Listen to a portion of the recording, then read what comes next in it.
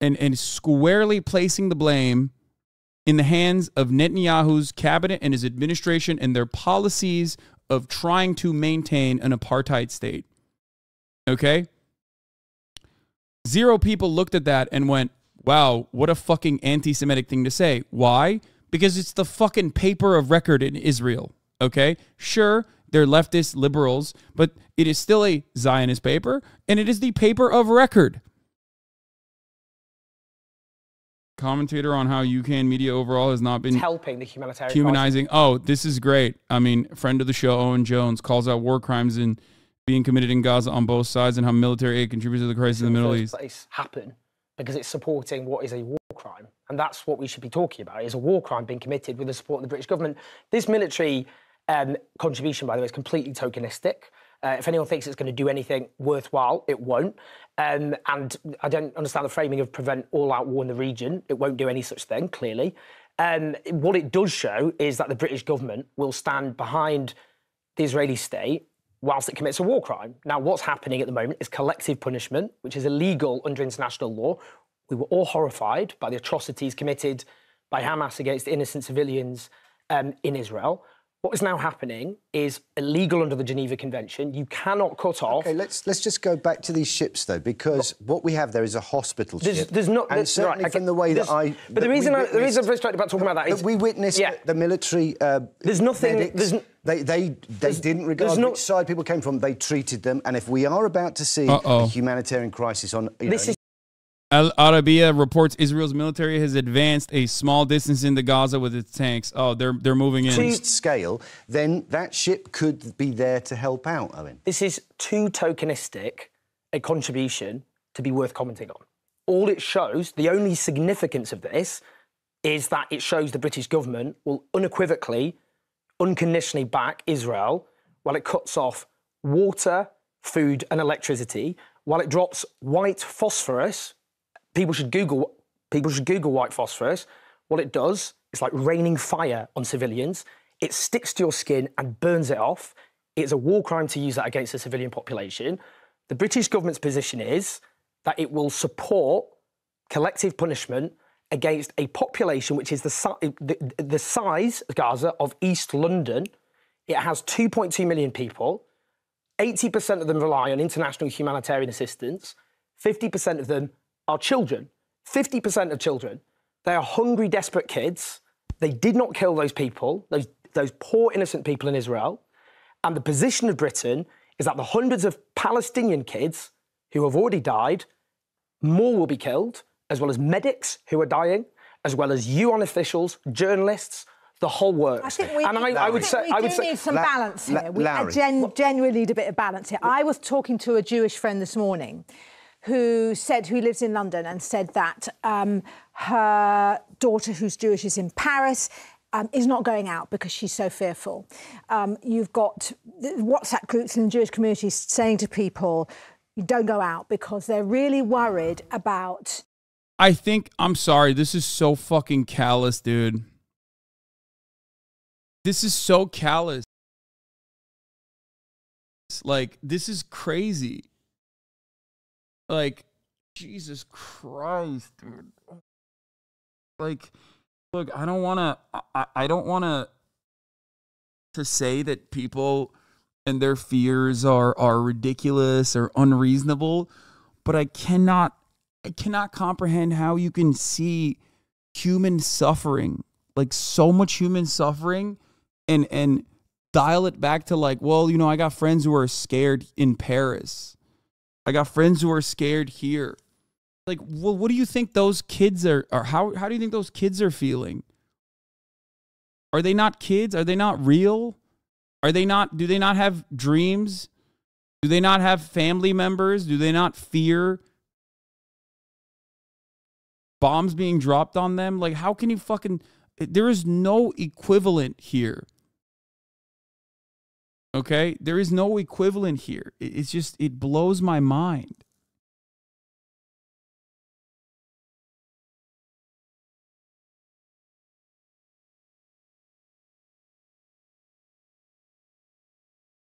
They keep repeating this fucking argument on Swedish news all the time. Like, What the fuck? This man is explaining children that are currently in danger. The first thing he has done, of course, is to understandably condemn and unequivocally mention the horrifying toll on children on the Israeli side as well. And then move into talking about the ongoing bombing campaigns in Gaza. Those children are like they're experiencing fear as well, and they are under real attack, not some hypothetical attack that might happen to those who we care about more here. It is unimaginable for me, at least, to present this as a counter. Yeah, by his logic, every time there's a mass shooting, we should bomb the city the shooter was from right now. But what about a possible attack that might happen hypothetically in the future in my backyard? That is crazy. Like, how is that an argument? Is that a real balance? Is that genuinely a real balance? Is there any morality in the situation? That is so crazy. Anti-Semitic attacks in the UK, all over the world. So there's an, you know, if you were Jewish, I think you would feel different. I think you'd feel very afraid. I think the shock and the as you always said, the horrific nature of the attacks that happen. Like Islamophobic attacks happen all the time in America, okay? Islamophobia is very present and has been ever present. I would never, ever in a million years, I would never in a million fucking years act like my circumstances are worse in any capacity than a person living in Iraq. You know what I mean? Like, the counter to this literally would be if I were to turn around and say, well, you know, Islamophobic attacks happened after 9/11, and I'm very scared when someone is telling me about like the atrocities that occurred in kibbutzim in southern Israel. You know what I mean? That would be understandably an insane fucking thing to say. Everyone would look at me and go, you're a ridiculous person for saying that. You're a piece of shit. And guess what? I would be a piece of shit for saying that. Okay? Sorry, I can't really consider, if I were to fucking ever have the audacity and the lack of moral clarity to turn around and say, sorry, Islamophobic attacks happen in America, and I am actually scared of other Islamophobic attacks happening in America to people like me, and that's why I can't even consider the atrocities of children being killed inside of Israel proper. That would be fucking psychotic. You would go, hey man, why did you say that? You are an insane person. And I would be an insane person for saying that. To my Jewish brothers and sisters that are afraid of anti-Semitic attacks, I will always repeat the same things I say in my life that I say to my friends. You are significantly more likely to be victim of an anti-Semitic attack by a Nazi or a white supremacist than you are in the Western world by an Arab nationalist or something. Okay? The only serious response here is explaining the danger of conflating the interests of Israel with the global Jewish community. It harms Jewish people. Yes, that too. To completely innocent Jew. And calling civilians is a kind of very, it's euphemistic. These were families. These were mothers and fathers and children. And the way they were killed and the fact that it was absolutely unashamedly, we weren't even trying to get a military target. We will just go and kill people in a terrible, terrible way. So I understand. I want to. I really have to. I really want to focus on our subject, yes, which is about the purpose of these ships. Now, the two ships, just so we're clear, but just so we're clear, what they're aiming to do is patrol to prevent arms making their way to Hamas. Can I answer why I just think I'm frustrated about it? In terms of why my response is somehow not acceptable? Because I'm saying that the significance of what Britain is doing is through this tokenistic gesture. It's showing that it supports what Israel is doing. And just on... No, I have to respond very quickly to that. You're absolutely right. Anti-Semitic incidents always go up during these flares of violence. That's always true. And every attempt to blame Jewish people for what's happening, committed by Israel, is anti-Semitism. What is also happening, it always happens at the same time, is you get an increase in anti-Muslim hate crimes, and they are being spiking in Britain and elsewhere as well. But the point I would just make very politely to you is, you talked about the fear people have, Jewish people here and in France and elsewhere. The fear of people in Palestine now is based on the fact they are being bombed. They are having white phosphorus dropped on them. Yes. And the reason I'm frustrated is Palestinian... Hamas caused those Palestinian children didn't do that. No, of course and they're paying. And Palestinian children are of equal worth, their lives, I think that to that of an Israeli child. But I think and also... people aren't saying that in the media. Yeah, I would like to hear that from her. I would like to hear that from anybody, really. But Palestinian people are being treated as less than human. Again, this support, this support that's been offered, that's on its way. What do you want us to say about this? I'm genuinely curious. I don't understand what the point I'm just saying, if you look at the purpose of these two ships, what they're there to do, one is to prevent arms making their way to Hamas. That's a good thing. They're not going to do that. It's a tokenistic effort. The other is to provide hospital assistance. Now, presumably, that's for whoever needs it, regardless of which side they're... That is aiding in what could be a catastrophic humanitarian crisis. Which Britain could stop by taking a stand against collective punishment, which is killing innocent people. Cannot stop that. I mean, my fear when I heard that we were sending this task force was, oh my goodness, we're not getting involved in another war, are we? You know, surely we have learned that when we step into the Middle East, no good thing ever happens there. And I think we've already got Ukraine. I mean, that's how Israel happened. So interesting that she has this perspective. I wonder what she thinks about that other side of the equation. We're involved in, and now we're going to be involved in this. It's just like I feel like as a country we've got so many problems here, and yet again we're getting, whether it's tokenistic, which I think it largely is, here we are getting involved. You just made a great point. Lowy just made an excellent point there, which is every single one of these military interventions has been a disaster. You're right. Iraq, Afghanistan, Libya, we could go on. But that's also true with Gaza. Every single Israeli onslaught on Gaza killed huge numbers of innocent civilians, and it did not stop Hamas, and you also had Israeli soldiers dying. Not the take is so the whole human shield narrative has like completely. I always dismiss it, but it's wild how much people just go off with that. For the record, like if you ever talk to someone, if you ever talk to like normies on this issue, like they just go, "Oh no, they're human shields." Like Hamas is like forcibly keeping them in their houses at gunpoint so they die. Like the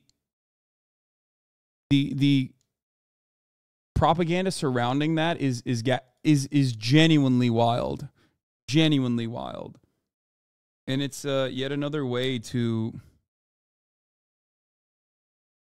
it's yet another way to justify human casualties. You know what I mean? Always. Hi, Hasan. Anonymous donated $3. First, let me start with, I truly appreciate you. I'm an Israeli left-wing supporter. Would love to share my pure experience as civil as possible. You may yell at me, curse me, ridicule me. It's probably a huge mistake for me. Much love. What? Oh, man, you wrote anonymous wrong. Do they not get that while they're talking about bullshit? Israel is bombing an area displaced by Gaza residents? Yes. We are watching all the Western leaders and almost unanimously support genocide and ethnic cleansing in Palestine, and there's absolutely nothing we can do about it. Shocked. MSNBC actually defending Palestinians and explaining how Israel's an apartheid state and how they treat Palestinians. Defend itself. Oh, this is Ali Welshi, right? Indisputable fact. But so do Palestinians. One thing clear, Israel has a right to exist and to defend itself. That is an indisputable fact. But so do Palestinians. And that's a fact that's often ignored. Another fact is at the top of the hour, there's a 3-minute ad break. If you no longer want to see those ads, all you need to do is subscribe, which you can do for $5 or for free with the Twitch Prime. I totally forgot to run it earlier. I'm fucking dropping the ball many times over today. Here's the 3-minute ad break now. Palestinians are, at best, third-class citizens in the nation of their birth. The idea that it's even remotely controversial to call what Israel has imposed on Palestinians a form of apartheid is laughable. One look at a current map of Israel, Gaza, and the occupied territories conjures up only one other example: apartheid-era South Africa. The Israeli government, on an ongoing basis, declares parcels of land on which Palestinians live to be either of military or archaeological importance, causing residents to be evicted. Sometimes there's a court case, and almost always the Palestinians lose. Yet months or weeks later, that same important land suddenly becomes home to a brand new Israeli settlement. As more and more Jewish settlers take over land on which Arabs live, the occupied West Bank becomes de facto more Israeli and, in the explicit hopes of the Israeli government, more Jewish. This is a long-standing attempt and a deliberate attempt to force Arabs who have lived in that land, sometimes for hundreds of years, out. It's an attempt to dilute their presence, because to have Arabs as full participants is, in the opinion of the Israeli government and their courts, diluting Israel. Just prior to the pandemic, I toured many of the contested areas and homes from which Arabs are being pushed out, both in Israel proper and in the occupied territories. Palestinians don't control the important parts of their lives. Palestinian families are refused permits to build or renovate their homes. When they connect their homes to the municipal water supply, Israeli soldiers sometimes cut the pipes. When they attempt to harness solar energy because their homes are not on the grid, Israeli soldiers literally come and remove solar panels from... This is an old clip. I don't think he would be able to say this now. I don't think if he said this right now, they would be like, you're supporting terrorism. Palestinian journalist Mohammed Shahab calls upon the international community for assistance in his dying moments. Israel killed 44 members of the Shahab family yesterday. Okay. This might be my last video. This is my message for the world. We have been cut off from food and electricity and water and everything. And we cannot leave our house because they are killing us from inside and outside. Until now, no one has moved. We don't want you to move because of us or Palestine only. We need you to move because of the violence targeting Al-Aqsa Mosque. There is no difference between Al-Kaaba and Al-Aqsa Mosque. What are you waiting for? We don't want you to support us with food or money. We want you to move. This video is staged? Yeah, I don't know what's going on here. It feels kind of weird.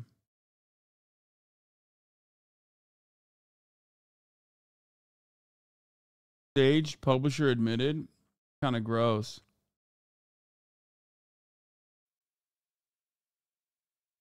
How staged? I mean, it looks a lot like the the fucking clips that you see when Palestinians in Gaza are speaking to like CNN and shit.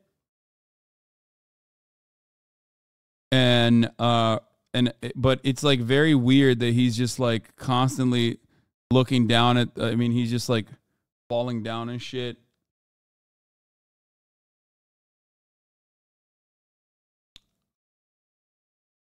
It just, something feels off about it. It feels like he's shaking the camera. Like it doesn't feel like the actual walls are shaking. Does that make sense? The lights are on. There's no like we've seen so many real examples of people speaking to a camera. You're not his target audience? What do you mean? In the Arab world, it came out that this is staged. Yeah, it's really fucked up. It's a sketch video to describe the situation. This guy's living in Dubai. He's an Arab. Yeah, that's really fucking stupid and gross that he did that. That is a real fucking family with 44 people died. Where 44 people died. If he's claiming to be that person, that's like super disgusting. Also, yes, self-service. No, they haven't fully shut off the internet yet. From their homes. I spent an hour and a half traveling alongside an elderly MSNBC has quietly taken 3 of his Muslim broadcasters, Ali Velshi, Mehdi Hasan, and Ayman M., out of the anchor's chair since Hamas's attack on Israel last Saturday amid America's wave of sympathy for Israeli terror victims. I don't believe that.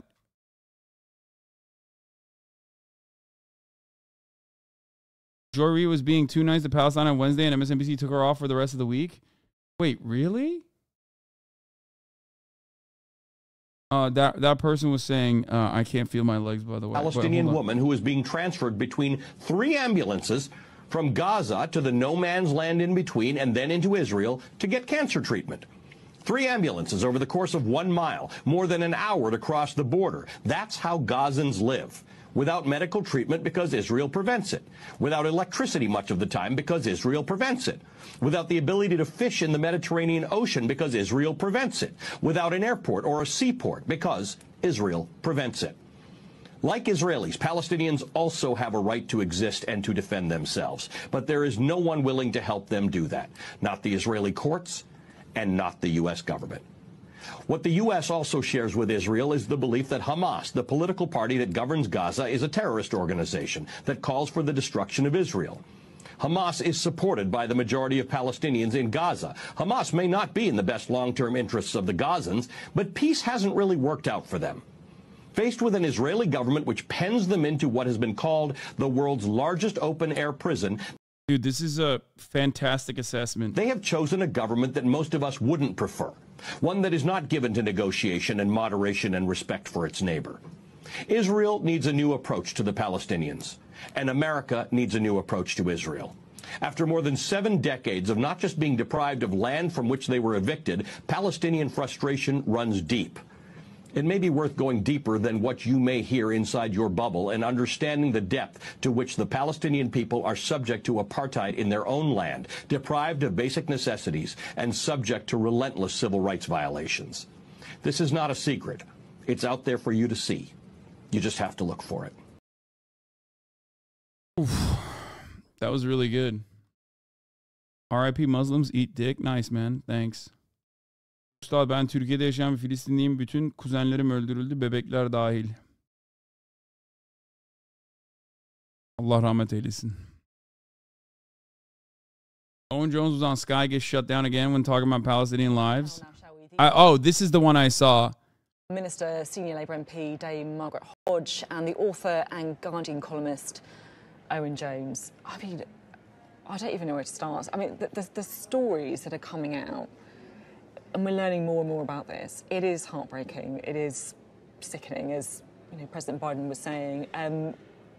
Margaret, you were talking earlier before we went on air about how you visited the kibbutz recently, that we have seen some of these horrors emerging from. Yeah, I've got a lump in my throat, Sophie, so I'm sorry about that. But I was at Kfar Aza in February. We spent a day there. And it's I spent the day with a third-generation kibbutznik, so the kibbutz has been there for ages. And as you walked the periphery of the kibbutz, you could hear the call to prayer from the Muslims on the Gaza side. And you did think, for goodness sake, why don't these two communities talk to each other? But what was so awful, it isn't a rich kibbutz. It sort of felt to me like an inner council estate. The housing wasn't very well off. They made their money from a plastics factory.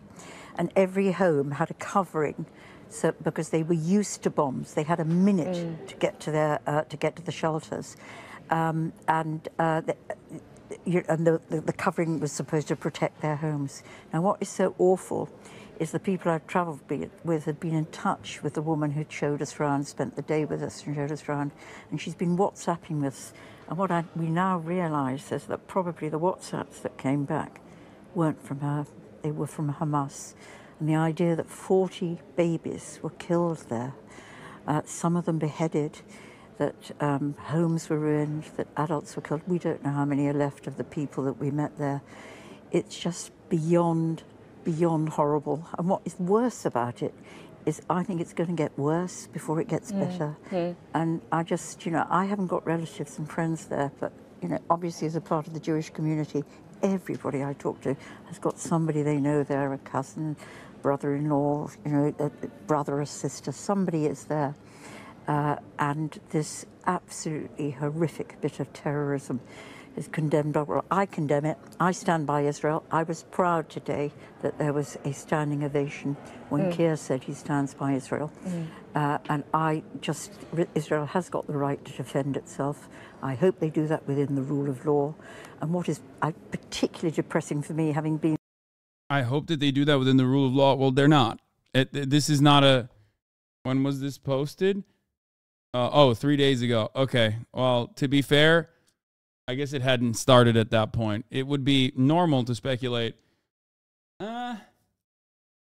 Actually, no, they had started at that point. It wasn't within the rule of law even then. That's when they shut off the water and power and electricity, right? In there in February. I think this has pushed back for years, if not decades, the idea that we can never come to a peaceful solution. It's pushed the agenda back. The terrorists have managed that. They're out, maybe that's what they wanted, but it's pushed that agenda into the background rather than bringing it forward. Thank you for...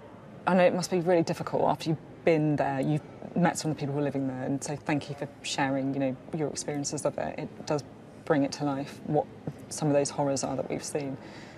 Do you share that fear that things are going to get worse before they get better? Yes, of course, and obviously, firstly, it's so important to share the disgust and horror at what happened. I was at a rave on Saturday with my friend who's an Israeli citizen, and I was with him as he took a call from his family. His niece escaped that rave. Two of her friends were kidnapped and are now being held hostage by Hamas. There's no cause on earth which justifies the slaughter of innocent civilians, and you know, the horror and disgust, you know, is raw with so many people, and the anguish of what those left behind are going for is indescribable. Obviously, my concern about what happens next is partly informed by what's happened before. When we talk about how Israel responds, already the Israeli government, which is a far-right government, have made clear that they will institute a policy of collective punishment. The defence minister said, I've ordered a complete siege in the Gaza Strip. There will be no electricity, no food, no fuel. Everything is closed. We are fighting human animals and we act accordingly. That is the language of war crimes. It is illegal under international law to impose collective punishment on a people. 80%. I've let you speak. So you're gonna... This part is like pretty illuminating. The woman he's debating, Margaret Hodge, was one of the main perpetrators of removing Corbyn from Labour on bogus claims of anti-Semitism. Oh, yeah, okay. To respond, 80% of those who live in Gaza, which is an open-air prison, depend on humanitarian aid. But you're not acknowledging, Owen. 50%, you're not acknowledging, 50%, Owen. Margaret, I've let you speak at great length. I tell you what I can't stand is that you're using the horrors that we've experienced in the last 3 days to bang the drum about an issue that you've been banging the drum on forever. No, I'm not. And what I think you should really think about is how you know the people of Israel who have now been there for, have nowhere else to go. Margaret, they have nowhere else to go. Is it possible for me to respond? Right now, Palestinian children whose life is as sacred as a child in Israel are being slaughtered. They are dying, okay? Now, 50% of the... Please let me finish. I'll let you come in. 50% of... It's like, come on.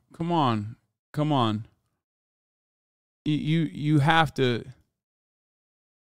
You have to let him get a word in edgewise. Like, this is crazy. This perspective is in general. This perspective is rarely ever reflected in mainstream media, let alone British media, which is like infinitely worse than the population of the Gaza Strip are children. I have to pee, hold on. And those children are being bombed by a government which has said that we are fighting human animals and we act accordingly. Benjamin Netanyahu demanded the civilians of Gaza Strip leave. You cannot leave the Gaza Strip. It is under blockade by air, sea and land.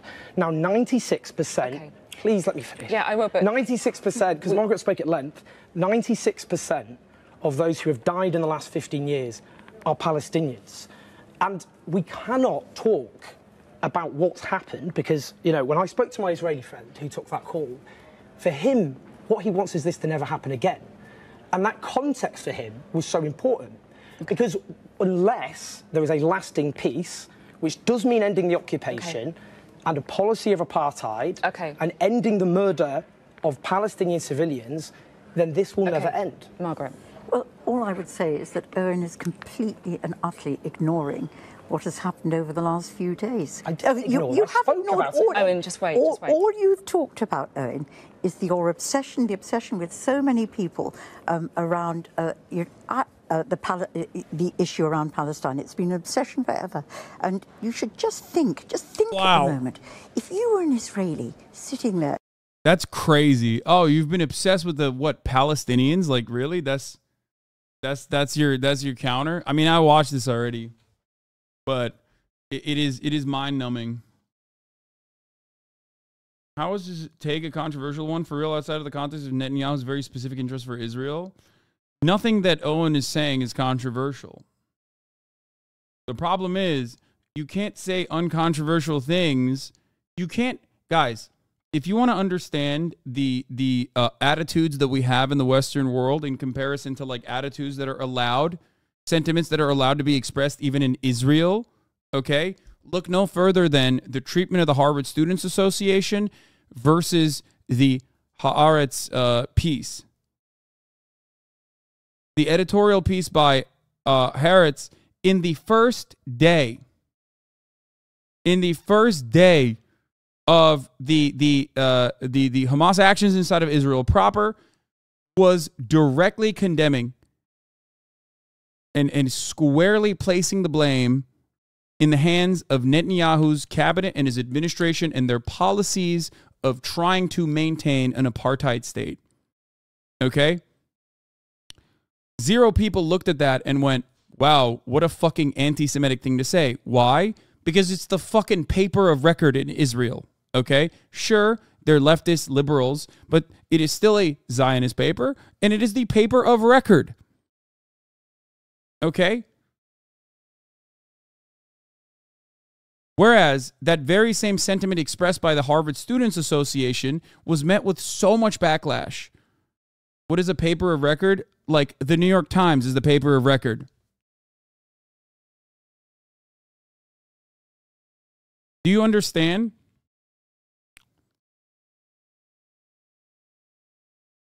Margaret Hodge said she never felt connected to her Jewishness until Jeremy Corbyn and his supporters in the Labour Party made her realize he/they did not want people like her in the party and that he's a fucking anti-Semite. She also consistently supported the Iraq War. Yes, papers that not only report the news but archive it. Exactly. That's why when you want to get a snapshot of a Haaretz is in the paper of record, Yehudot Ahronot is? Really?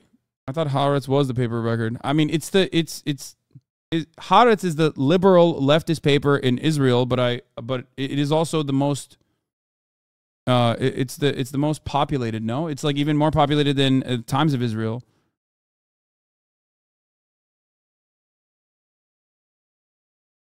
Yeah, see, Haaretz is Israel's newspaper of record. Wait, let me look this up. I'm pretty sure. Hold on. I think it might be the most popular paper outside of Israel about Israel. They're mainstream and Zionist. I think that's your point. Yes. I mean, we're getting lost in the semantics. Haaretz is a very popular newspaper. It is, I think, the most popular, but maybe I'm wrong. Top newspapers in Israel. The Jerusalem Post is number 1. Well, Jerusalem Post had similar opinions as well. So, Jerusalem Post, Yehudot Ahronot, Globes, Panorama, and then Haaretz is the fifth most popular newspaper according to in 2019 in Israel. Haaretz crowd has become smaller and smaller. The more red ones are Yehudot Ahronot and Israel Today. Latter was also called the Bibi paper.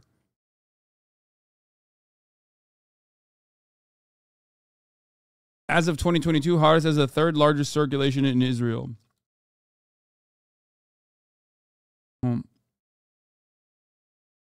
It's Israel's oldest paper. Anyway, we're getting lost in the semantics. It's okay, Washington Post. You know what I mean? New York Times, Washington Post.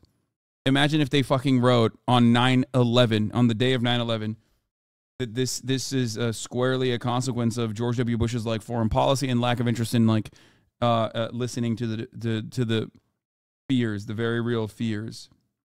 Oh, here's the semaphore article that I was going to look at. Anyway,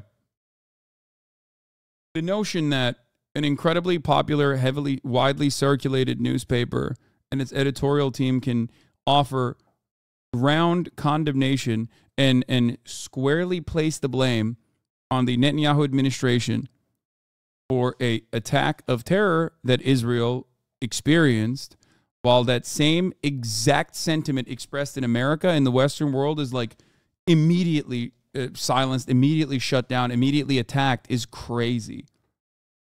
Meanwhile, MSNBC has quietly taken 3 of its Muslim broadcasters out of Anchor's chair since the Hamas attack on Israel last Saturday. Amid America's wave of sympathy for Israeli terror victims, the network did not air a scheduled Thursday night episode of the Mehdi Hasan Show on the streaming platform Peacock. MSNBC also reversed the plan for Ayman Mohyeldin to fill in this week on the network for host Joy Reid's 7 p.m. show on Thursday and Friday. Mohyeldin, an Egyptian-American journalist and a veteran NBC News correspondent, covered the conflict from Gaza for 2 years. In 2021, he aggressively taken out of the chair. Does that mean fire? No, that means like you've been sidelined. In 2021, he aggressively questioned Israeli leaders on strikes on the territory. Two network sources with knowledge of the plans told Semaphore that the network also plans to have Alicia Menendez fill in this upcoming weekend for Ali Velshi, a third Muslim American host, who on Sunday interviewed a spokesperson for the Palestinian Authority.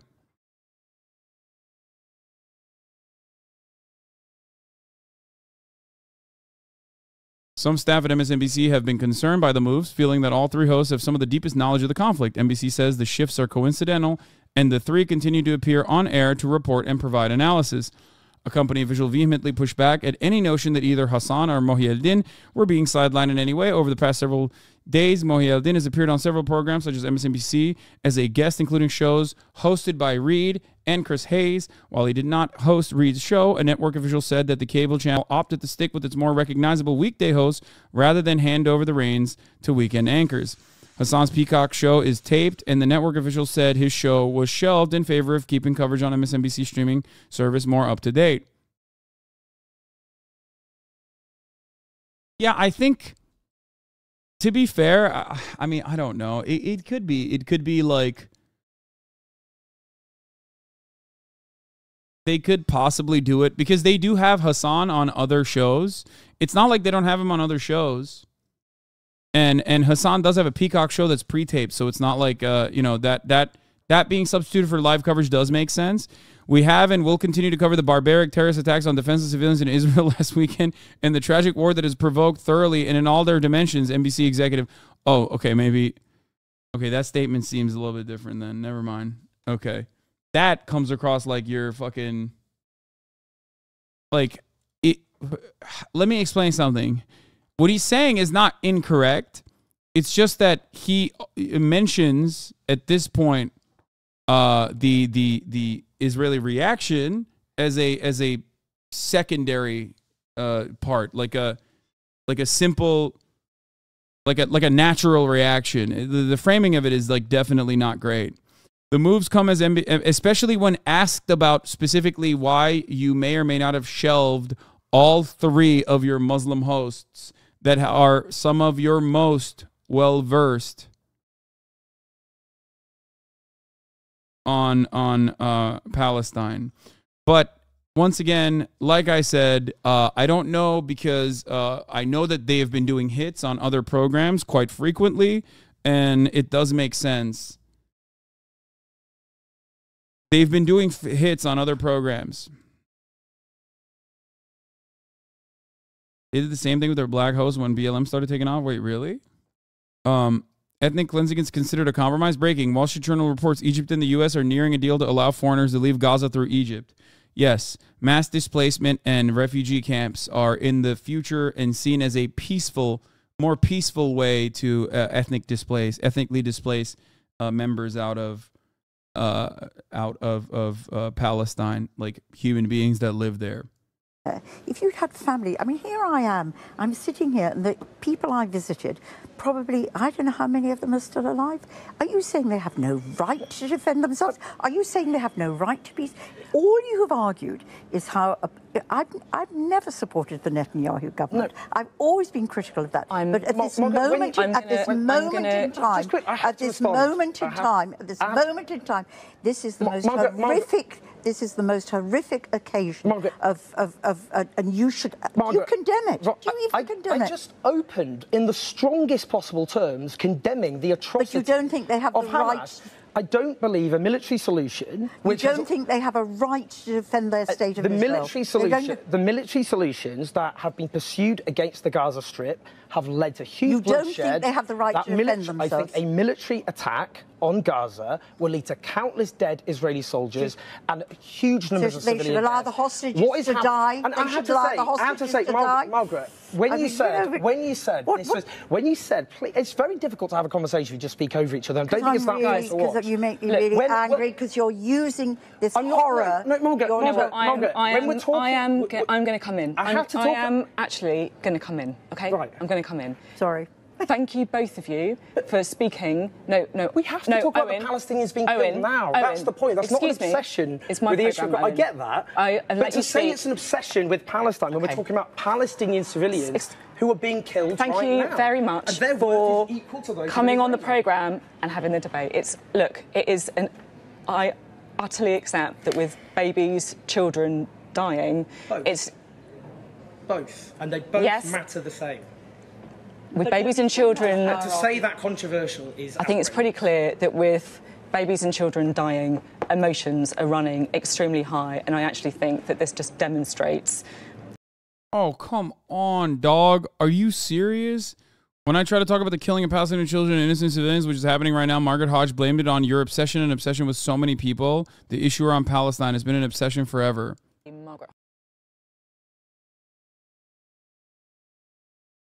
What the fuck? They cut his microphone and we're like, yeah, passions are high. Anyway, the move comes out of MSN, like Democratic Party, MSNBC, like the Democratic Party, which is often aligned, had swung in intense solidarity with the Jewish state after the murderous Hamas attacks. That shift has come with a heated internal and external objections to anything that breaks with solidarity, and has come with social media criticism of Hasan, Mohieldin, and Velshi. Hasan had also been vocal on X, formerly known as Twitter, condemning the Hamas attack and calling attention to the plight of civilians in Gaza.